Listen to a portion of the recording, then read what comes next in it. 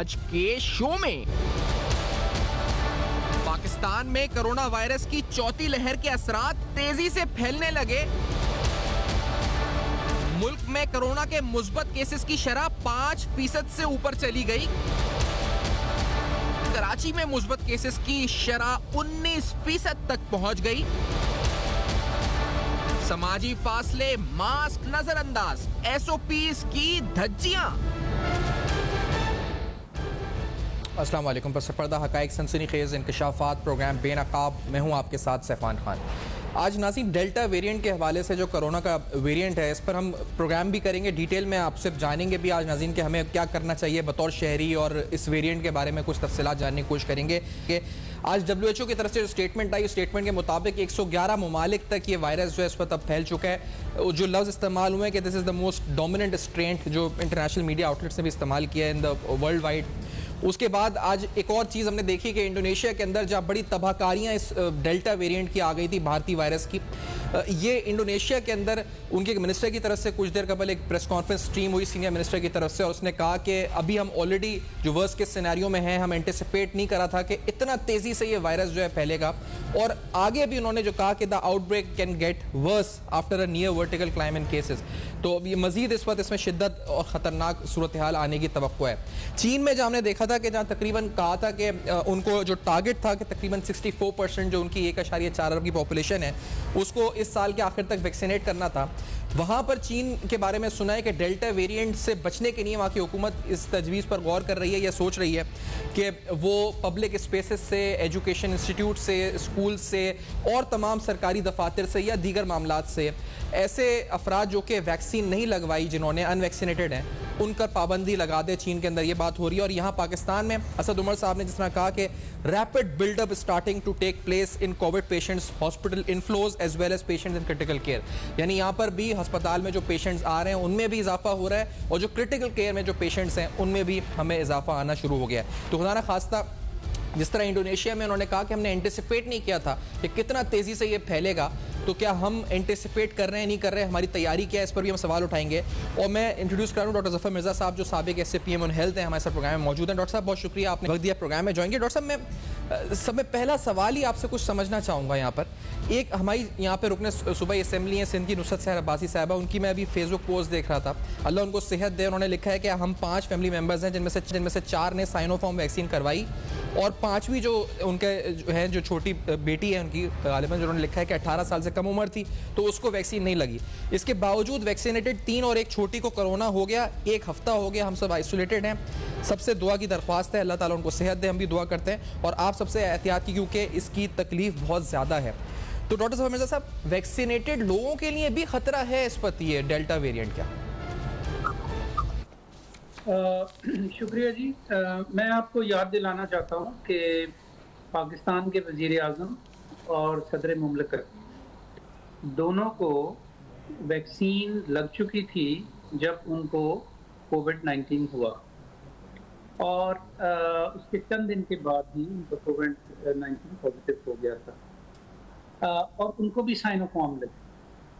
अच्छा, ये मैं इसलिए याद दहानी करवा रहा हूँ कि हम शुरू से कहते चले आ रहे हैं कि वैक्सीन लगने के फ़ौरन बाद इम्यूनिटी पैदा नहीं होती, बल्कि इम्यूनिटी पैदा होने में कुछ वक्त लगता है।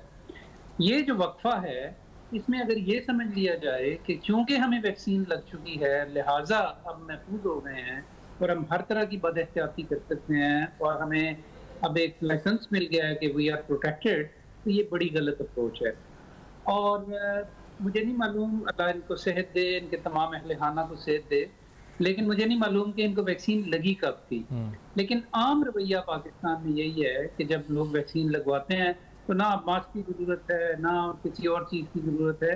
तो ये हमें तो बहुत ज़्यादा इसको समझना चाहिए और इस सिलसिले में एहतियात करनी चाहिए। अच्छा, और ये सवाल मैंने पूछा जी, इसलिए था जफर साहब के, एक मिनट जी आप कंप्लीट कर लें। एक और बहुत इम्पोर्टेंट, जी जी, एक मिनट, बहुत इम्पोर्टेंट बात है, और वो ये है कि फौरन इस नतीजे पे जंप नहीं कर जाना चाहिए कि ये वैक्सीन खराब है या ये कि ये वैक्सीन फेलियर हो गया है।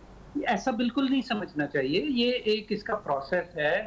ह्यूमन इम्यूनिटी जो है वो टाइम लेती है इस सिलसिले में पैदा होने में। तो उस पे we should not jump to the conclusion, और हमें इसमें ये ब्रेकिंग न्यूज़ नहीं क्रिएट कर लेनी चाहिए कि जी अब ये वैक्सीन फेलियर होना शुरू हो गया, ऐसा नहीं। जी, बैक टू यू।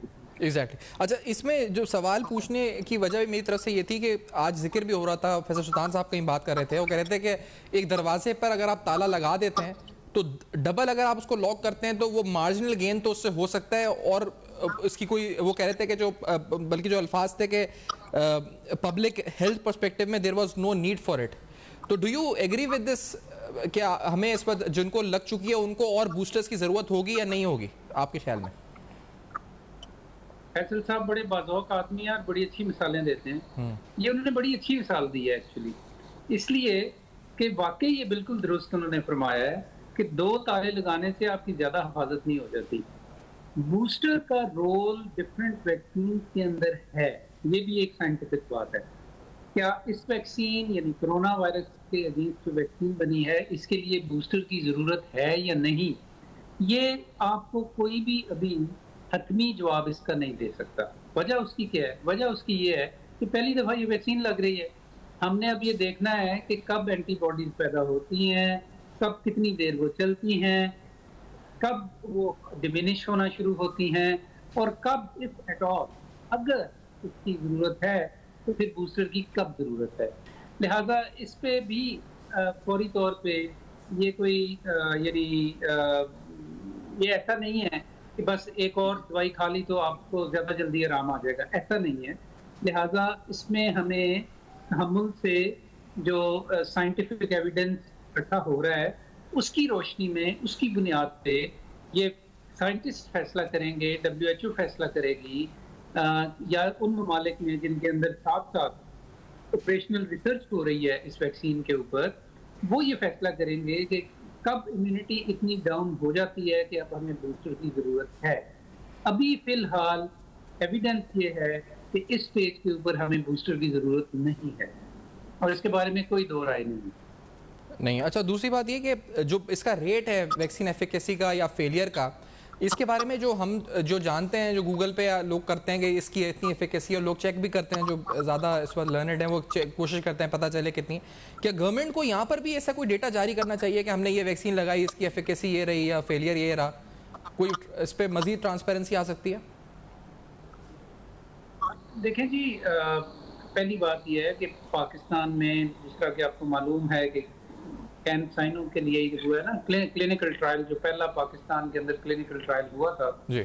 तो उस क्लिनिकल ट्रायल ने ये डेटा जनरेट किया था कि वो वैक्सीन कितनी एफिकेशियस है पाकिस्तान के अंदर। जब आप मैस वैक्सीन करते हैं लोगों को, तो आप साथ साथ डेटा इकट्ठा करना चाहिए, उसका एनालिसिस होना चाहिए, और उसकी बुनियाद पे अगले फैसले होने चाहिए, क्योंकि डेटा ड्रिवन डिसीजन मेकिंग होनी चाहिए। अब क्या पाकिस्तान में ये हो रहा है और किस हद तक हो रहा है, मैं I am not fully aware about it, क्योंकि मैं सिस्टम के अंदर नहीं हूँ, लेकिन ये बहरहाल होना ज़रूर चाहिए। और एक और चीज़ मैं आपको बता दूँ कि before again we jump to this conclusion कि जी फलानी वैक्सीन कितनी एफिकेसी है और फलानी वैक्सीन कितनी एफिकेसी है, इस स्टेज के ऊपर इस वक्त दुनिया में, पाकिस्तान में नहीं, दुनिया में आपके पास चॉइसेस हैं कि आपके पास ये कुछ एक्सपेरिमेंटल वैक्सीन अवेलेबल हैं जिनकी इस हद तक एफिकेसी साबित हुई कि उनको अप्रूवल दी गई, लिहाजा वो एफिकेशियस भी हैं और सेफ भी हैं। जिस तरह मैं भी और फैसल साहब भी ये कहते रहे हैं कि जब हमसे ये सवाल किया जाता है कि जी कौन सी वैक्सीन लगवाएं, तो हम हमेशा ये कहते हैं कि वो वैक्सीन लगवाएं जो अवेलेबल है, क्योंकि दस्तयाबी वैक्सीन की और उनकी अवेलेबिलिटी, सप्लाई का जो मसला है इस वक्त दुनिया के अंदर, हमें शुक्र ये अदा करना चाहिए कि गवर्नमेंट की कोशिशों की वजह से पाकिस्तान में millions of people have been vaccinated, गालबन शायद 20 मिलियन के करीब पहुंच गए हैं। तो उसके लिए जो भी वैक्सीन आपको मिले वो लगवा लेनी चाहिए। मैंने खुद साइनोफार्म लगवाई, फैसल साहब ने खुद और अपनी उनकी फैमिली को साइनोफार्म लगी, हमारे लीडर्स को साइनोफार्म लगी। इस सिलसिले में एक बहुत ज़्यादा हमें मेन निकालनी चाहिए ये इतनी एफिकेशियस थी तो तभी इनको अप्रूवल दी गई। लिहाजा let's not be create doubts in our mind, इसमें शक शुबे के अंदर हम ना पड़े। कोशिश इस वक्त ये होनी चाहिए, सच्ची बात यह है, कोशिश इस वक्त ये होनी चाहिए पाकिस्तान में कि मैक्सिमम लोगों को, जो भी वैक्सीन लगे मैक्सिमम लोगों को लग जाए, ताकि चूंकि डेल्टा की खास तौर पे ट्रांसमिशन बहुत तेज है, तो इस वबा की ट्रांसमिशन को रोका जा सके। इंडिविजुअल से ज्यादा आपको पॉपुलेशन लेवल पे सोचना सही। और डॉक्टर साहब, क्योंकि आपने कहा, मैं इसी पे डेल्टा का आपने जिक्र भी किया कि ट्रांसमिशन तेज है, तो ये इंडोनेशिया की मिसाल मैंने दी थी शुरू में कि उनके आज मिनिस्टर एक कॉन्फ्रेंस भी कर रहे थे, इसमें स्ट्रीमिंग में बता रहे थे कि उन्होंने एंटीसिपेट नहीं किया था कि इस तेजी से ये वायरस फैलेगा, तो वहाँ की जो अथॉरिटीज थी वो एंटीसिपेट नहीं कर सकी। आप अब तो सिस्टम में नहीं है, सिस्टम के बाहर रहते हुए क्या आप समझ रहे हैं कि हम एंटीसिपेट कर रहे हैं और बर वक्त इकदाम, जिसे कहा जाए कि बर वक्त इकदाम प्रीएम्प्ट करने के लिए वो कर रहे हैं? मैं ये समझता हूँ कि असद उमर साहब ने बहुत बर वक्त कौम को इसके बारे में वार्न किया था। आज से मेरा ख्याल है कि 10 दिन पहले शायद उन्होंने ट्वीट किया था कि मैं ये देख रहा हूँ, और आर्टिफिशियल इंटेलिजेंस मॉडलिंग जो है पाकिस्तान में, वो हमें ये बता रही है कि आने वाले वक्त में एकदम बहुत एस्केलेट कर सकती है सिचुएशन पाकिस्तान के अंदर। और उसके मुताबिक फिर आहिस्ता आहिस्ता दोबारा से उन्होंने नॉब कसनी शुरू कर दी in terms of restrictions. Sindh ने अभी जो रिसेंटली इकदाम किए हैं, मैं फुली उनके इन इकदाम की फेवर में हूँ, इसलिए कि सिंध के अंदर पाकिस्तान का सबसे बड़ा और सबसे गुंजान आबाद शहर है कराची। कराची की पॉपुलेशन डेंसिटी जो है वो इतनी ज़्यादा है, शायद एशिया का सबसे ज़्यादा होगा, कि जहाँ पे ट्रांसमिशन अगर किसी वायरस की बहुत ज़्यादा भी हो गई है और लोग आपस में बहुत जुड़ के रहते हैं, काम की जगह पे भी, घरों के अंदर भी, अपने समाजी मेल मिलाप में भी, तो बहुत ज़्यादा ज़रूरत है कि इसको अर्ली स्टेज के ऊपर रिस्ट्रिक्शंस लगाई जाएं।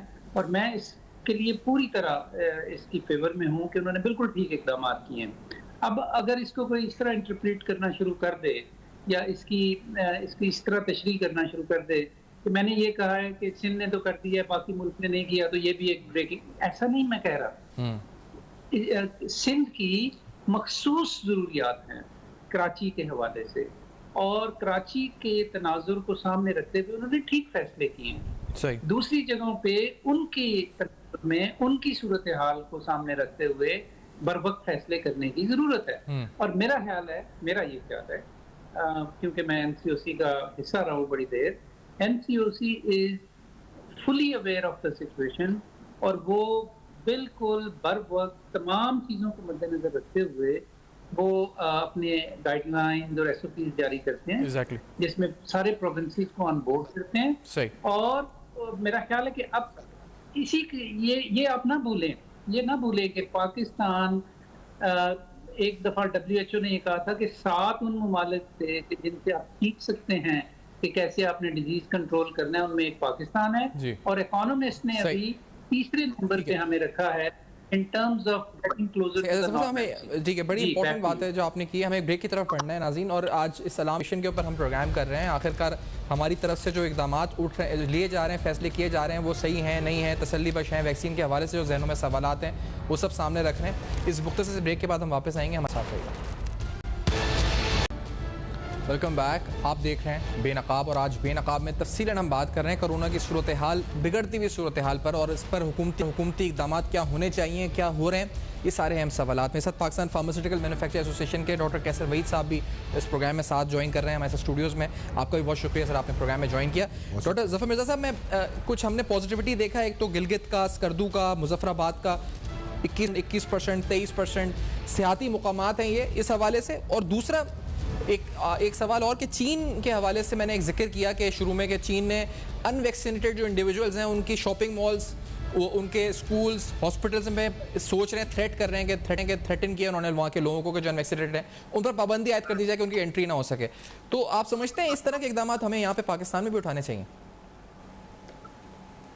जी, ग्रेजुअली पहली बात तो ये है ना कि हम कितने % लोगों को वैक्सीन लगा चुके हैं जी। तो आप जाहिर है कि इस तरह की पाबंदियां जो हैं बतदरीज लगनी चाहिए, जैसे जैसे सूरत हाल बढ़े। तो अभी मैं फॉर एग्जांपल अभी इनडोर डाइनिंग जो है उसमें रेस्टोरेंट्स के अंदर ये पाकिस्तान के अंदर है रेगुलेशन है, कम से कम इस्लामाबाद के अंदर तो है कि वैक्सीन वैक्सीनेशन स्टेटस आपका पहले चेक किया जाएगा और अगर आप वैक्सीनेटेड हैं तो फिर आपको रेस्टोरेंट में जाने की इजाज़त दी जाएगी। तो मेरा ख्याल है कि ये करना चाहिए और लोगों को ये जो ये चॉइस पे नहीं ऑनेस्टली लोगों को छोड़ना चाहिए, इसलिए कि अगर आप वैक्सीनेटेड नहीं है तो मैं भी महफूज नहीं हूँ। तो ये सिर्फ एक इंडिविजुअल डिसीजन नहीं है बल्कि एक पॉपुलेशन इससे एंडेंजर होती है। तो इसलिए गवर्नमेंट को तमाम वो इकदाम, मैं इसके हक में हूँ कि गवर्नमेंट को तमाम वो इकदाम करने चाहिए कि जिसकी वजह से मैक्सिमम लोगों को वैक्सीन लगाई जा सके। सही। लोग बात कहेंगे कि जी ये राइट्स का मसला है, ये वो नहीं, ये एक पॉपुलेशन लेवल का आपको एक डेंजर है जिसमें कि आपका गैर महफूज होना मुझे भी गैर महफूज बनाता है। लिहाजा ये बहुत जरूरी है कि इसको पॉपुलेशन लेवल के ऊपर इंट्रोड्यूस किया जाए और मैक्सिमम लोगों को वैक्सीन लगाई जाए और जो जहां जहां सख्ती करने की जरूरत है की जाए। सही। अच्छा, मैं एक चीज़, क्योंकि मैं कैसर साहब से पूछूंगा, पहले मैं आपसे पूछ के फिर कैसर साहब की तरफ इसी सवाल को, यही एक सवाल है आप दोनों से होगा। ये मुझे बताएं समझदार साहब कि इसके जो वेरिएंट्स आ रहे हैं, मिसाल के तौर पर डेल्टा है, उसके बाद हमने सुना डेल्टा प्लस है, फिर कोई लामडा है, फिर कोई उत्तर प्रदेश में हमने सुना कप्पा, तो ये वेरिएंट्स क्यों आ रहे हैं पहले तो, और दूसरी बात, क्या इन वेरिएंट्स के अगेंस्ट वैक्सीनेशन भी अपग्रेड हो रही है, उस पर भी काम हो रहा है कैसे समझदार साहब? ये बिल्कुल एक नेचुरल प्रोसेस है जी। तमाम बैक्टीरिया, तमाम जो वायरसेस हैं, इनके अंदर जेनेटिक चेंजेस जो हैं ये आती रहती हैं और उन जेनेटिक चेंजेस की वजह से उनकी जो ट्रांसमिशन की एबिलिटी है या उनकी ह्यूमन ऑर्गन्स को इफेक्ट करने की एबिलिटी है, ये उससे चेंज होती है।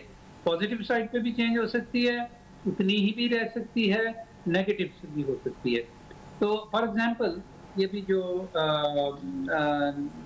पहले वो ब्रिटिश वेरिएंट जो आया था तो उसकी ट्रांसमिसिबिलिटी बहुत ज़्यादा थी, अब डेल्टा है इसकी भी ट्रांसमिसिबिलिटी ज़्यादा है। बाद वेरिएंट ऐसे हैं कि उनकी वजह से जो बीमारी पैदा होती है उसमें वो शिद्दत नहीं है लेकिन वो ट्रांसमिट ज़्यादा जल्दी होते हैं। बाद वेरिएंट ऐसे हैं कि जो आपको बीमार ज़्यादा करेंगे लेकिन ट्रांसमिट कम होंगे। तो ये मुख्तलिफ कम्बिनेशंस हैं जिनके अंदर ये वेरिएशंस आएगी। इन्फ्लुएंजा का जो वायरस है उसके अंदर भी ये तब्दीलियां आती हैं, इसीलिए हर साल इन्फ्लुएंजा की जो वैक्सीन होती है वो उस साल के लिए मखसूस होती है।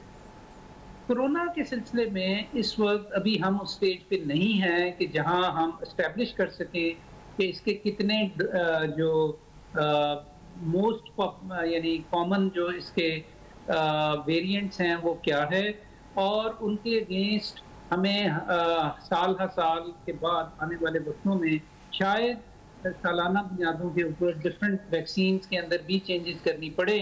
इस वक्त तो फिलहाल सूरत हाल ये है कि आपके पास चंद गिनी चुनी वैक्सीन हैं और उन वैक्सीन को मैक्सिमली लगाना चाहिए।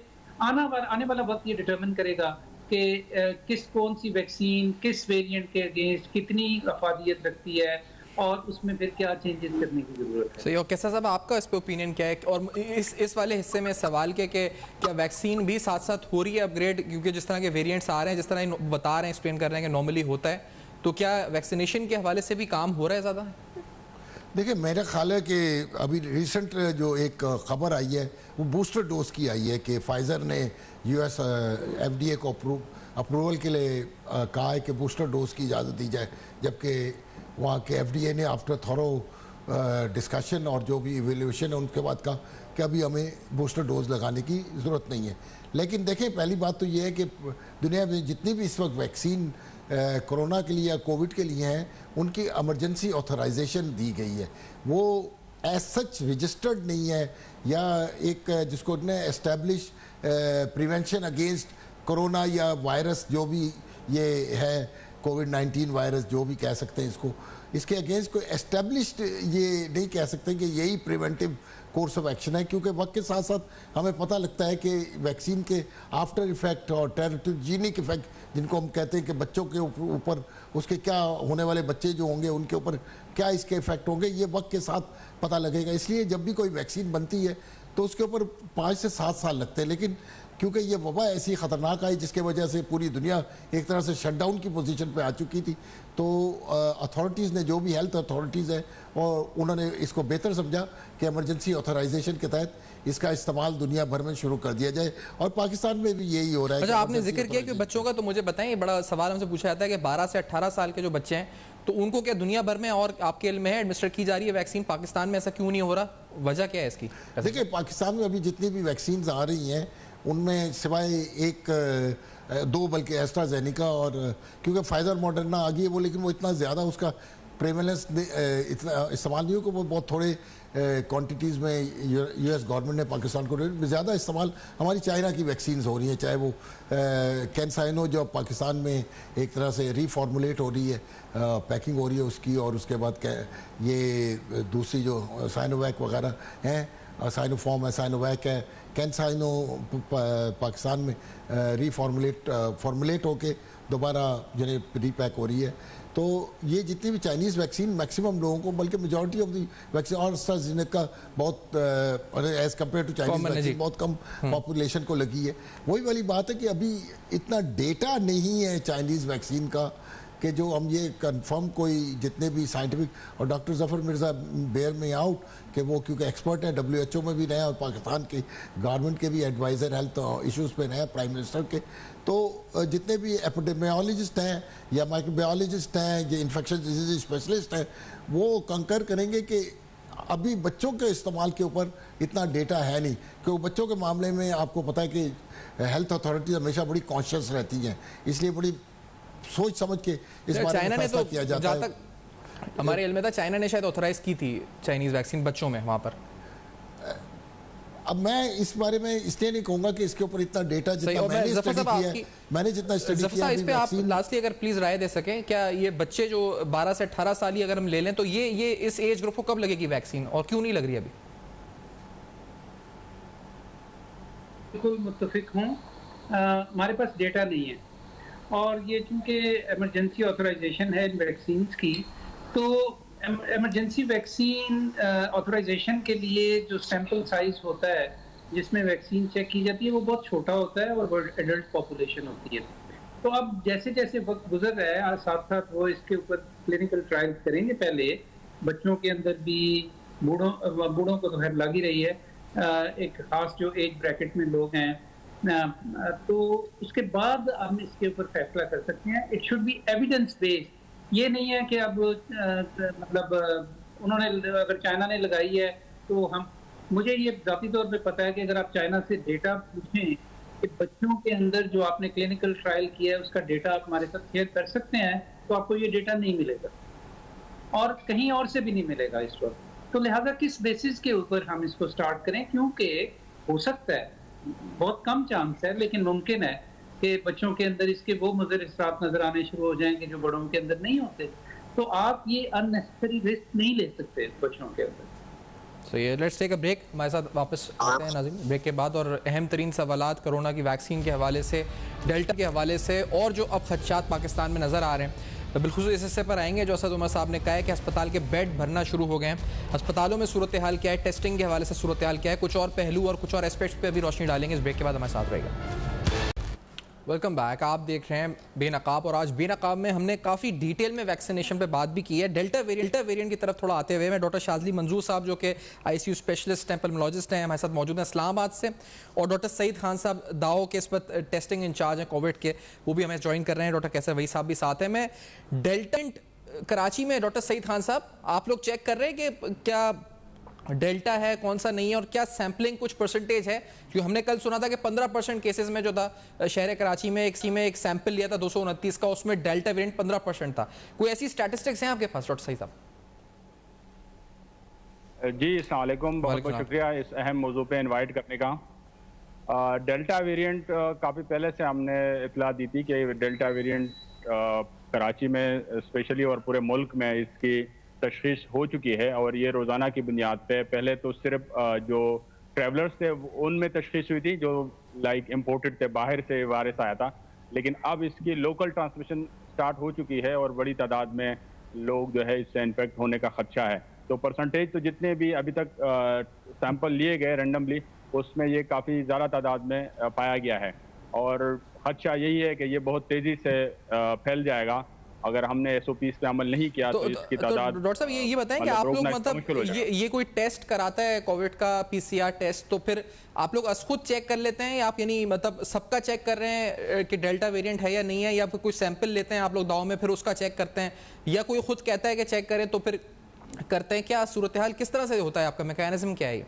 हाँ, इसका मैकेनिज्म यह है क्योंकि सारे सैंपल्स को हम फर्दन चेक नहीं कर सकते क्योंकि इसके लिए जो टेस्टिंग फैसिलिटी है वो डिफरेंट है। जो सैंपल पहले पॉजिटिव आता है तो हम आइडियली ये तो हमारे पास बहुत सारे रिसोर्सेज होते हैं, बहुत सारे किट्स होती है, तो हर एक करना चाहिए था, लेकिन अभी हम ये जो जिससे हमें अंदाज़ा होता है इसकी एक टेक्निक होती है, उसकी हाई वायरल लोड, हमें पता चलता है कि ये बहुत ज़्यादा हाई वायरल लोड है, इस पेशेंट के सिम्टम्स काफ़ी सीवियर हैं, तो उसको हम सेलेक्ट करते हैं और उनमें फिर हम उसका स्पेशल PCR है उसके ज़रिए उसकी तशख़ीस करते हैं, जिसकी वजह से पता चल जाता है कि ये डेल्टा वेरिएंट है। और फिर सीक्वेंसिंग एक फैसिलिटी है, जीनोम सीक्वेंसिंग, उसके ज़रिए फिर कंफर्मेशन मिल जाती है कि इसके जो जीनोम के स्पेसिफिक म्यूटेशंस हैं ख़ास जगहों पे वो डेल्टा वेरिएंट को कंफर्म कर देते हैं। अभी आपने कहा कि उनके सिम्टम्स जो होते हैं वायरल लोड ज़्यादा होता है, तो वो सिम्टम्स मुख्तलिफ होते हैं कि आम कोविड के पेशेंट से, या ज़्यादा सीवियर होते हैं? क्या होता है मतलब जब आप टेस्ट करते हैं?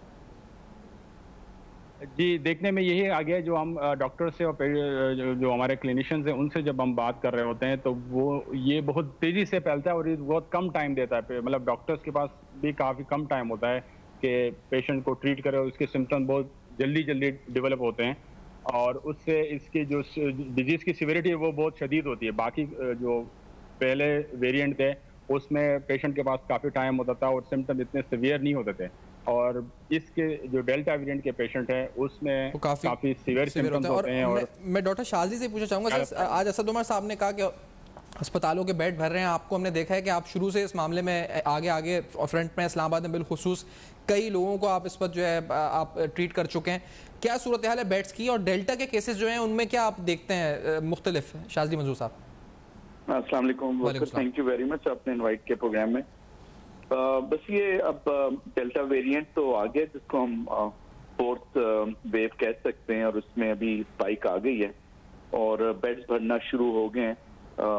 आज की सूरत हाल ये कि कुछ लोगों को वापस किया गया है क्योंकि बेड्स अभी नहीं हैं और मरीजों की तादाद में जो क्लिनिक में मरीज आ रहे हैं उनकी भी काफ़ी इजाफा हो गया है। जो इसमें चीज़ें नज़र ये आ रही हैं कि अब ये बहुत ज़्यादा तेज़ी से स्प्रेड करता है, मतलब इसकी जो 50% ज़्यादा इसका स्प्रेड होने का जो है ना वो चांस होता है। ट्रांसमिबिलिटी जिसे हम कहते हैं कि कितने लोगों को आगे लगाएगा, वो तो पहले वेरिएंट से ये 50% ज़्यादा जो है तेज़ी से करता है। बाकी जो अलामात वगैरह बकर वो इसमें ज़्यादा लोग हमारे पास बुखार, सर में दर्द, नज़ला ज़ुकाम और खांसी और फिर बाद में वही शदीद जिस तरह सांस का तंग होना वो और बुखार तेज हो जाना। डॉक्टर साहब ये जिस तरह अभी ये बताए थे डॉक्टर सईद साहब के ये जो केसेस हैं इस पर डेल्टा वेरिएंट के, इनमें डॉक्टर के पास वक्त कम होता है कि इतनी सीवियरिटी होती है, तो ये है वाकई में आप देख रहे हैं आईसीयू में क्योंकि आप होते हैं, तो क्या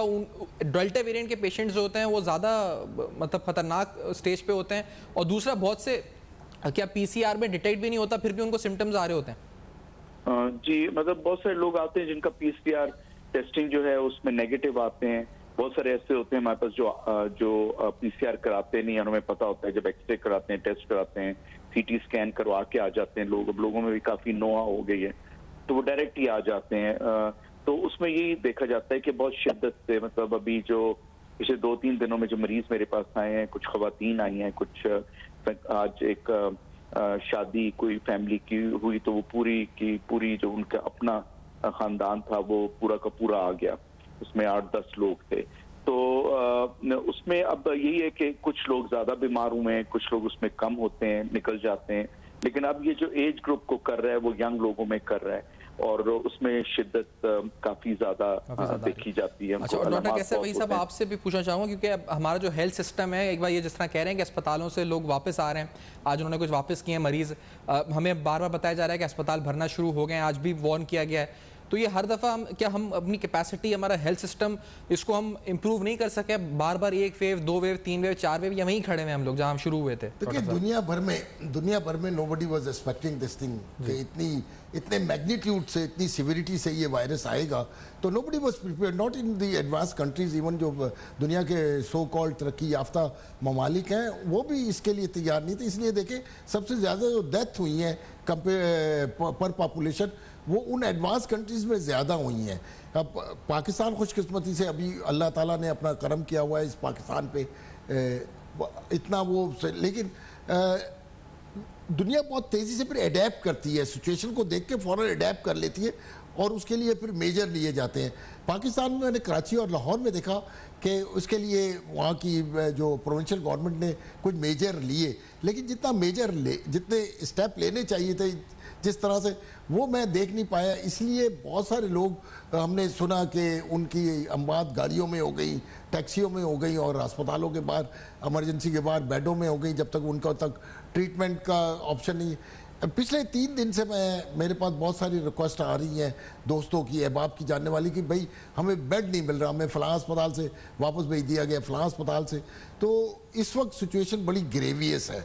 और जैसे डॉक्टर सईद खान साहब ने कहा कि मेरे ख्याल में वक्त आ गया है कि इस वक्त कंप्लीट शटडाउन तक, कम से कम 5-7 दिन के लिए कंप्लीट शटडाउन करना पड़ेगा, वरना ये मामलात काफ़ी हमारे गड़बड़ होने का ख़तरा लग रहा है, क्योंकि हमारा इंफ्रास्ट्रक्चर, हेल्थ इंफ्रास्ट्रक्चर कूप अप नहीं कर पाएगा। आपने इंफ्रास्ट्रक्चर की बात की, तो ये दूसरी सवाल था कि ये जो टेस्ट है डेल्टा वेरिएंट को डिटेक्ट करने का, ये चंद जगह ही है इस वक्त पाकिस्तान में, गिनती की जगह, जैसे दाव का जिक्र हो रहा है, NIH है, एक आध और जगह कराची में है, तो ये बढ़ाने की कैपेसिटी गवर्नमेंट ने इन्वेस्टमेंट किया है इसके ऊपर, कि चेक किया जा सके कौन सा वेरिएंट है? गवर्नमेंट कोई इन्वेस्ट नहीं कर रही है, गलतफहमी हम लोगों को निकाल देनी चाहिए कि गवर्नमेंट किसी तरह की, देखिए गवर्नमेंट की अपनी लिमिटेशंस है।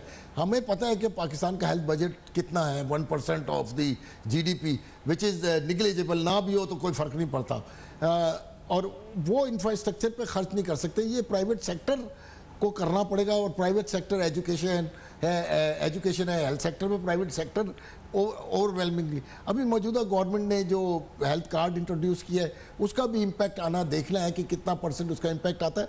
हम अगर आ जाए टेस्टिंग कैपेसिटीज़ की तरफ, हमें टेस्ट किस इसके लिए देखना पड़ेगा, और फिर ह्यूमन रिसोर्स इतना ट्रेंड है नहीं है, जगह जगह है नहीं है, क्योंकि ये वायरस है, वेरिएंट जो डेल्टा जिसको कह रहे हैं, और इसके बाद पता नहीं कौन सा आता है वायरस जिसका डेल्टा प्लस है, फिर लैम्डा है, आने वाले वायरस।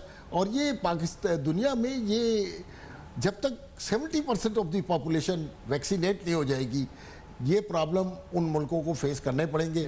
और ये बार बार घूम फिर के ये चीज़ें आती रहेंगी, क्योंकि जैसे ही कोई वैक्सीनेट बंदा कर जाता है तो उसकी अपनी इम्यूनिटी हर किस्म के इन्फेक्शन के लिए तैयार हो जाती है और सीविरिटी को कम कर देती है। मैं बहुत शुक्रिया अदा करूंगा डॉक्टर साहब, आपने प्रोग्राम में ज्वाइन किया है, डॉक्टर शाजली और डॉक्टर सईद का भी प्रोग्राम में ज्वाइन किया। इस ब्रेक के बाद सिर्फ समराइज करने हम आएंगे, कंक्लूड करने इस प्रोग्राम को, हमारे साथ रहेगा।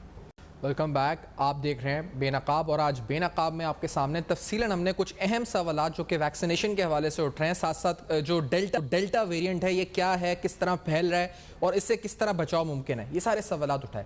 मेरा ख्याल है इस प्रोग्राम को समराइज़ करते हुए सिर्फ एक जुमले में हम समराइज़ कर सकते हैं कि आप जैसे भी हैं, जहाँ भी हैं, आपको वैक्सीन लगवानी है, और वैक्सीन के बाद भी आपको एहतियात करनी है, आपको मास्क पहनना है, आपको जो समाजी फासला बरकरार रखना है, और बिलखुसूस ईद आने वाली है, इस पर आपको ये तमाम SOPs पर बिलखुसूस अमल करना है। इन SOPs से बिल्कुल हरगिज़ आप जो इस वक्त है इन SOPs को नहीं छोड़ सकते, आपको इन पर अमल दरामद करना है, वैक्सीनेशन भी करानी है, SOPs से अमल भी करना है। For feedback you can write us on our email, Facebook, Twitter, देखते रहिएगा। अब तक अपना बहुत ख्याल रखिएगा।